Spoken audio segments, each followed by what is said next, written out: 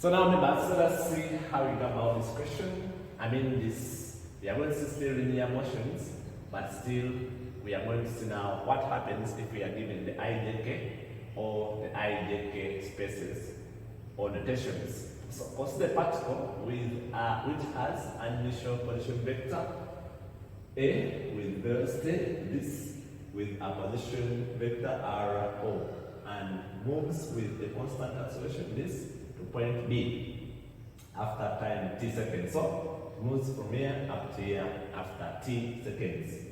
The displacement at any time t of a point B from the origin can be given by. So it's like when this particle is over here, it has used the zero. So the time there is zero. So its position vector is given by this. Now, when it moves from here up to here, it's making a certain displacement. So in the time we don't know. That's why here we have the time unknown, yet here the time is zero because at the start it's having zero time. So now this displacement from here up to here can help us get now the position vector of this point B at any time given. Now, if you want to get this position vector of this displacement from here up to here, we can always get this particles being moved from here up to here.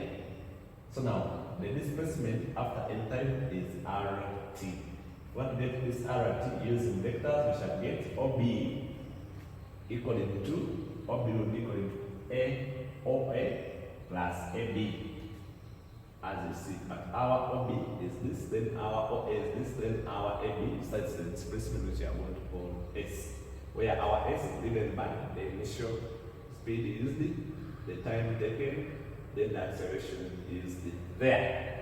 So from there, let us see what happens there. Now, a particle initially passes through a point, so you have a point here. So this is our initial point.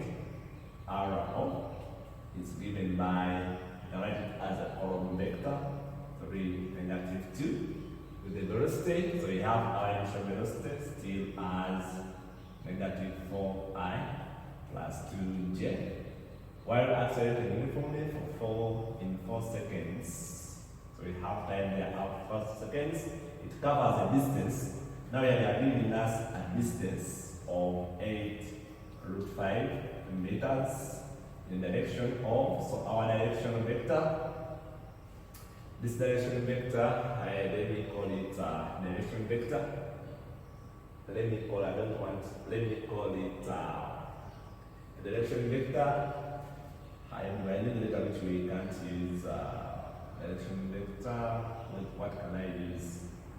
Okay, let me call it R equal to 2I plus 2J.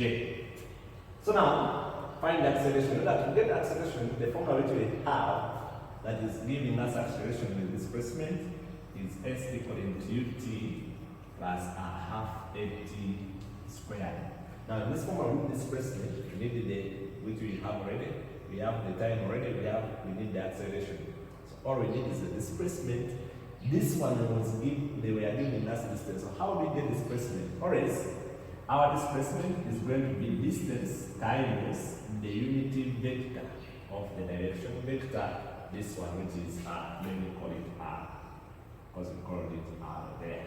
So now, when I get the unity vector of this direction vector times the distance, I'll be getting my displacement. So this is displacement.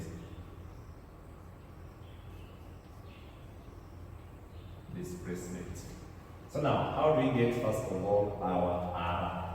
So our R cap is going to be, we get R over magnitude of R. So our magnitude of R is that R is going to be the square root. We saw we get the magnitude of a vector. This is 1 squared plus 2 squared, which would be √5. So meaning, this one is going to be R, which is I plus 2J, the whole over magnitude of this, which is √5. So mean that now our S, which is D times R cap, the unit vector, is going to be 8√5 times over √5.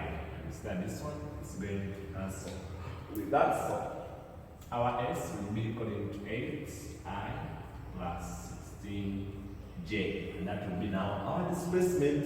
I think the displacement is a vector, yet distance is a scalar. So to always get, if they give you distance, how do you get the displacement? You get the unity vector of the direction vector of the direction, the vector, then you multiply with the distance given. That's when we will always get the displacement. So after getting this, now I can insert my formula that my s is equal to ut plus a half at squared. So I did this, I have everything. Now we said you can write them as column vectors equal to my u, the initial velocity, then into 4, then plus a half a, which we are looking for, then 4 squared. So this would be 8, 16, equal to negative 16, then this would be 8, then plus a half times 16a. When I take this aside, we are in 16 minus negative 16, 8 equal to 8a. When I simplify this, I get that. Then I take this is positive, and take it becomes negative. So you see, 8 minus minus, I'll be having now 24. Then 16 minus 8, I get 8 equal to 8a. So if you divide through the signs at 9a, it's going to be 1 over 8 of 24, 8.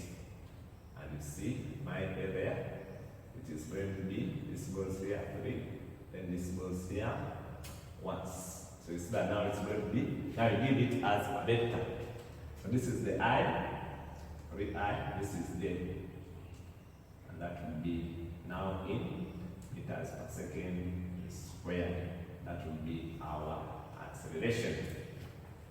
Then part B, they are asking us the position vector after 4 seconds. Now the position vector after 4 seconds, in our part B, we said our RT is given by the point, then plus S, the displacement. So our R after T equaling 4 will be our R naught, which is 3, negative 2, then plus our displacement, which is 8, 16.